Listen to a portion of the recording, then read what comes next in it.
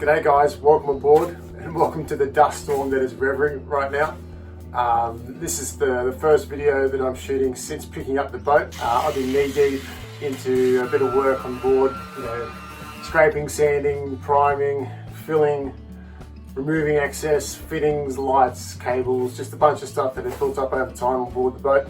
And now it's about painting. So I started painting the interior, and I knew that there was a bit of work to be done when I bought the boat, but it wasn't a lot. And as I mentioned in the first video, the hull sound, the rigging sound, the engine sound. So all those three things are fantastic. It's just been anti-fouled as well, and the top sides have just been painted. So this is a real cosmetic bit of work that I have to do. So I'm probably about halfway through, which is pretty good, but there's been quite a bit to do internally. I mean, and I could have bought the boat and sold it straight away, but I just want to make sure that when I'm using it, it's in its best condition that it can be. So that's what I've been doing, and let me show you what I've done so far. We'll go up on deck.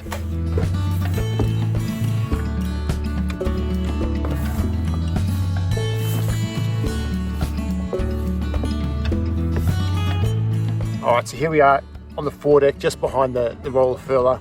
The deck's been didal sheathed, which means that it's got a protective layer of epoxy and cloth over the top, which makes it very water resistant, very strong, very durable, which is fantastic. However, the paint that was put on top of that didn't bond with it well. So I'm assuming that they didn't use the correct primer to then put over the top of the didal sheath and then paint it accordingly. So there's a bunch of spaces, probably a couple of hundred, where water's got underneath the primer but hasn't permeated into the didal sheathing, and then there's lifting up the paint. So what I'm doing is I'm scraping all that flaky paint off, and I'm not digging where I don't need to. If the paint has adhered well, I'm going to leave it, and I can address that in the future if need be. But this was done some years ago, so if the paint's sticking in those areas, there's no point taking it up. I'm just taking up the areas that are really flaky. And here's an example of that here. So you can see paint's lifting up just in here. See the sheathing underneath? So what I've been using is a grinder to grind away all the flaky paint, get rid of that, and then put down the correct primer. And then from here, I'll be filling all of these low spots, so it's a nice smooth deck all the way through. And once it's all been filled, then I'll sand it to remove any high spots, and then it'll get a coat of proper decking paint with non-slip on top. What I also found here on the forward cabin top was a section of didal sheathing that had come away from the actual timber. So I've removed all that, and I've put a wood preserver all through this timber here to really harden it up. So that's ready now to be didal sheathed again once I fair this edge and remove any flaky bits through here. So that could extend over to the other side, and if that's the case, I've got plenty of fiberglass and epoxy to get that job done. So that needs doing. All right, so behind me is the cabin top, as you can see, and the sliding hatch. And if you look closely, there's a lot of cracking in here too. Same problem basically with the deck, where it's the wrong primer's being used, and that's lifting up. So take that back to bare timber, and then that'll get a wood treatment, and then a layer or two of 6-ounce fiberglass and epoxy just to really seal that up. And then once again, the correct primer, and then non-skid deck paint all across the top here. What I'm also going to do is change these. These are old jammers, old clutches, sorry. They're going to go. I'm going to order some new ones. So then I'll lift these up, have a look under here, see if there's anything that needs repairing or filling with epoxy and fairing off. And then this will get all painted, and then new ones will be installed. They're about $350 each, which is not too bad for a set of triple clutches. Here we are stepping into the cockpit. Same theme, just needs nice paint and tidy up all the way through, starting from the stern there, which you see I've already did a bit of grinding and removing some of the flaky paint on the port side, all around through here. Same story in here in the cockpit.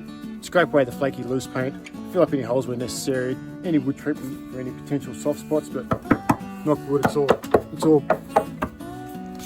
fairly solid. Nothing to worry about too much. It just needs a good tidying up. Nice timber trims either side of the companionway. That'll all need to be stripped back to bare timber, sanded. It's all nice and strong. There's nothing wrong with it, so I don't need to take it off. It just needs to be sanded back and varnished both sides. And then of course this edge trimming here over the coach roof as well needs to be fixed up too. This is my Mast for the engine, obviously forward, reverse, and then pull it out to warm it up. And you can see there, someone else, when they did some painting years ago, has obviously spilled some paint. It's looking pretty rough, stickers are sort of coming off on it. So options are to replace it, or give that, strip it all off and then see how it cleans up.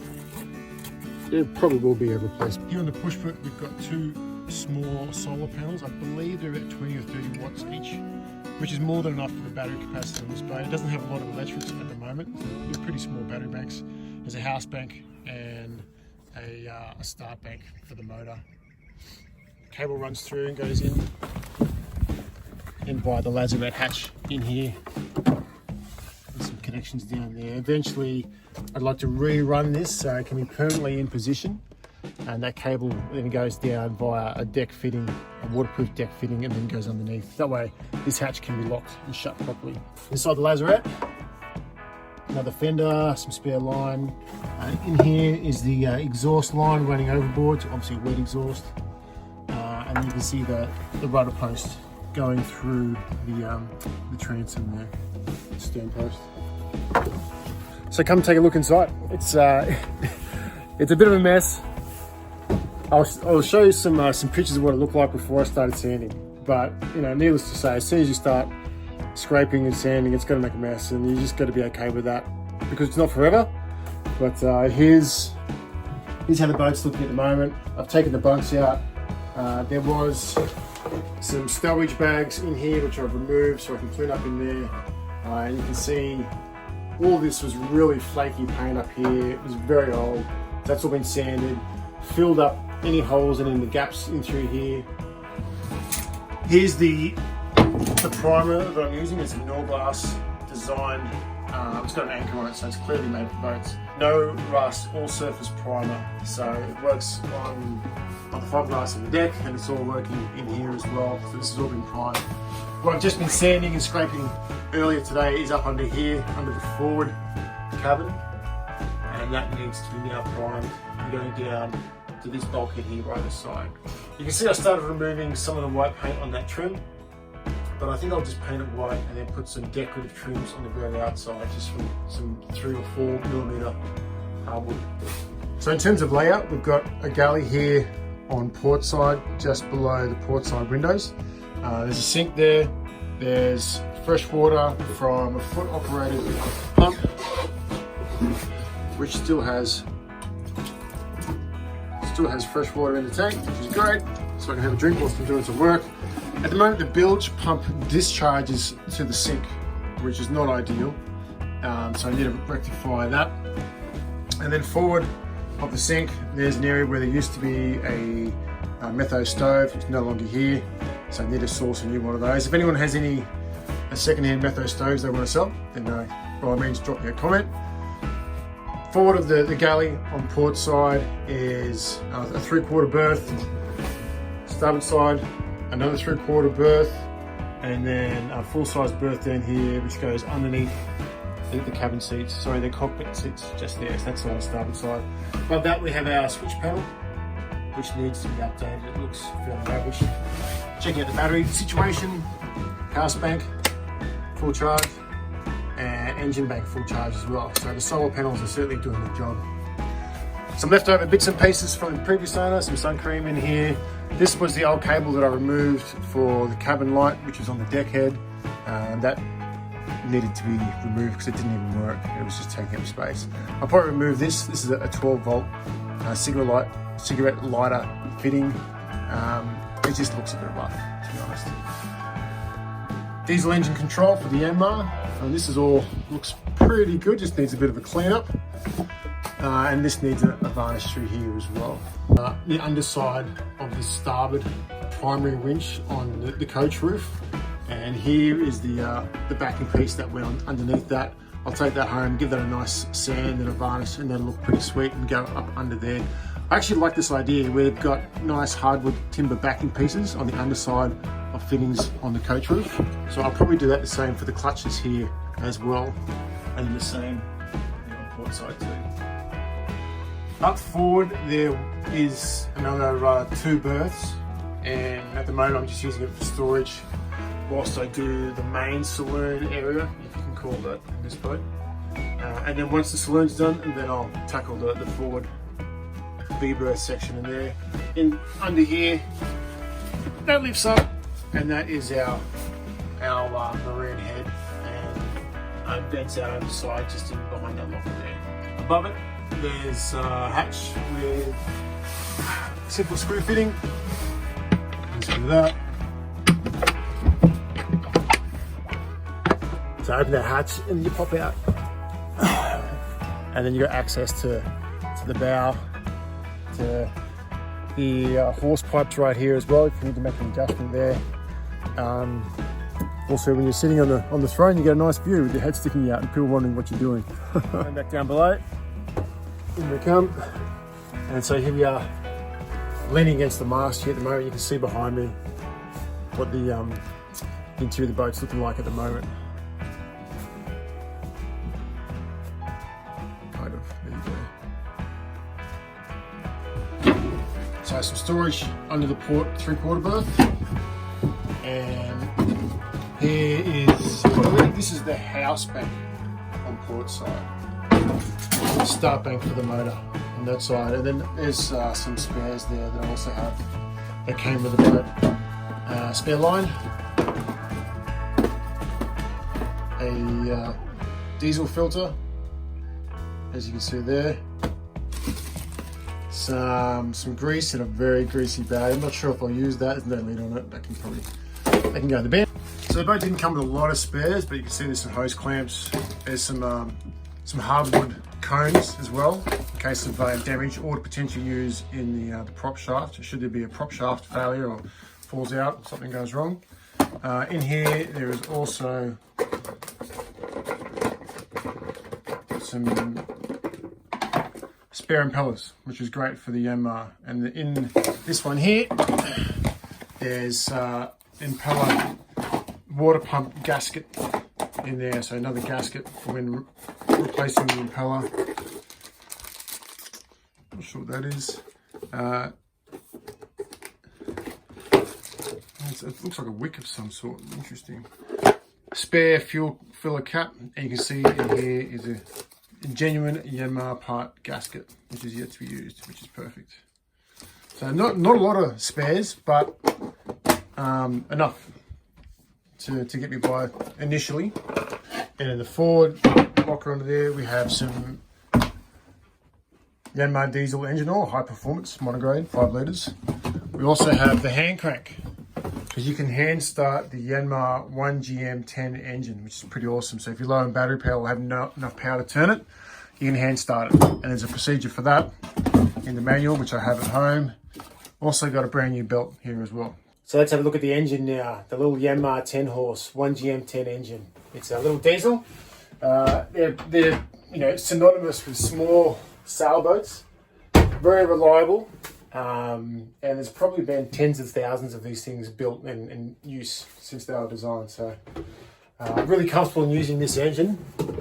And we just put that over there, out of the way. And here it is. So got access to the oil filter, oil filler, dipstick, diesel fuel filter here. This is where you hand crank it to start it, and to do that you need to lift it's either the compression or the decompression lever. I'll have to read the manual more on that. Obviously your alternator, charges the batteries. Here on the starboard side of the engine room, engine compartment, there's the switches to select start bat, house bat, or both when starting and using the engine. Yeah, pretty straightforward though. I mentioned externally it looks pretty good. Needs a bit of a tidy up. No doubt there's a bit of dust on it, but there's not a lot of corrosion or anything going on there. Obviously you can see a new exhaust elbow has been installed recently at some point in time. You can see that there's the exhaust boxes down there. The only thing that I'm concerned about, partially concerned, is that access to this stern gland and the stuffing box is a bit tricky. Maybe it has to be done in through here. Excuse me, but that's the engine. Nice and simple. Uses somewhere between half a litre to a litre per hour, which is pretty awesome. So it doesn't take up a lot of juice. The bilge pump is under here with float switch, and look at that dry bilge.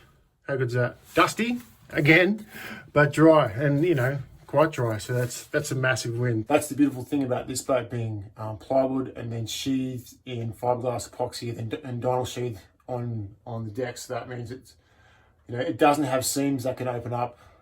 Sure, you need to be careful with it. If you knock it against a pontoon or a wharf, or you hit anything, you need to check to make sure that the fiberglass hasn't cracked and opened up. And if so, you got to repair it accordingly. But you know, you're not worrying about water seeping in through planks the whole time. So it's a load off my mind as a timber boat owner, that's for sure.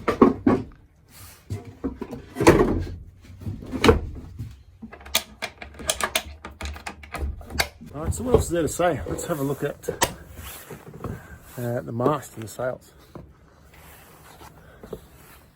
So originally this had a timber mast, which apparently weighed 150 kilos, which is a lot of weight.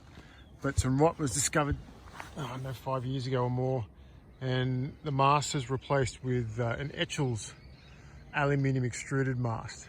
So it's much lighter, stronger, much more durable.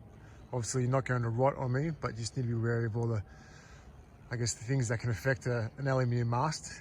But it's got diamond spreaders at the top there. It's got twin lower shrouds, and then two main shrouds going just up to the diamond spreader up there. The wind vane needs a bit of attention. I saw a bird sitting on the top of the mast as I was paddling out to the boat this morning. So I've already got a new one ordered, a big stainless steel one that'll go up there. Just need someone to help me up the mast so I can repair that. Not high on the list of jobs to do at the moment, pun intended. So at some point I'd like to get lazy jacks installed in here. It's pretty simple to do. Turning block up there, probably just underneath the spreaders, and then the lines running down to catch the sail. Once again, awesome for single handing. Not too sure about the mainsail cover at the moment.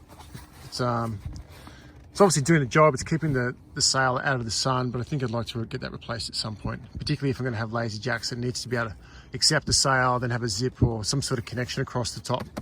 Keep the top of the sail out of the sun.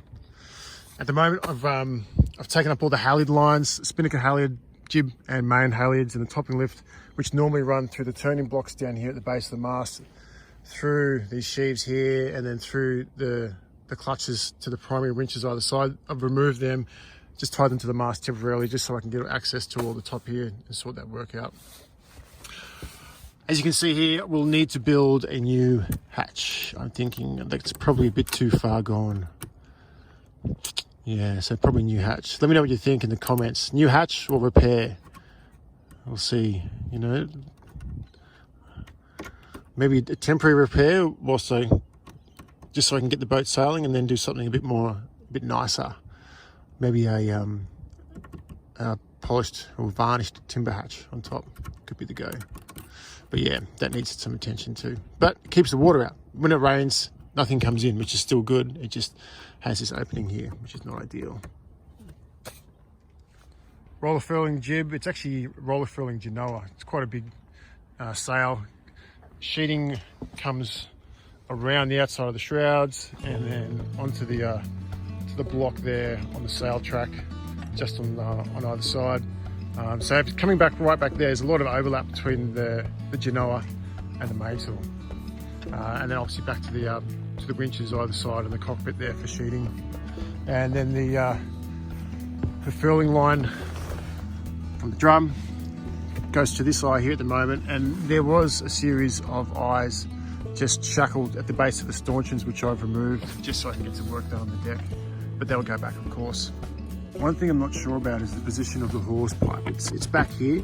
I think I prefer it to be further up forward because there's berths in here. You don't want to be sleeping next to that chain, which doesn't make sense to me. But once again, use the boat for a bit, see how things work, and then change it if I really need to. Particularly because you see on the cabin top there is a cutout designed for the hose pipe. And you know, look at this.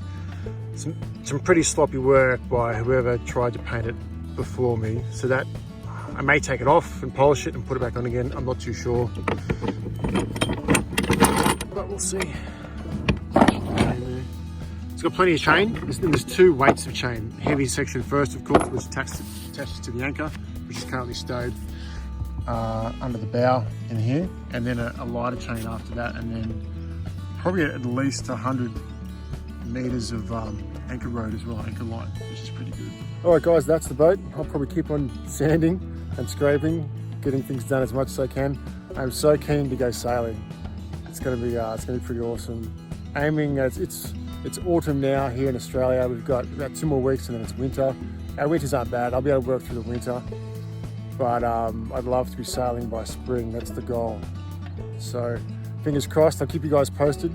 Probably see some more, some painting getting done internally, and then some repairs here on the foredeck, sorting out some of this work down here where I need to do some fiberglassing and epoxy. But let me know if you're enjoying this and if you want to see more of what's happening on the boat, and I'll keep you guys posted. But until then, if you liked the video, give it a thumbs up. Got any questions or ideas? Love to see some comments down below. But thanks for watching. I'll see you next time.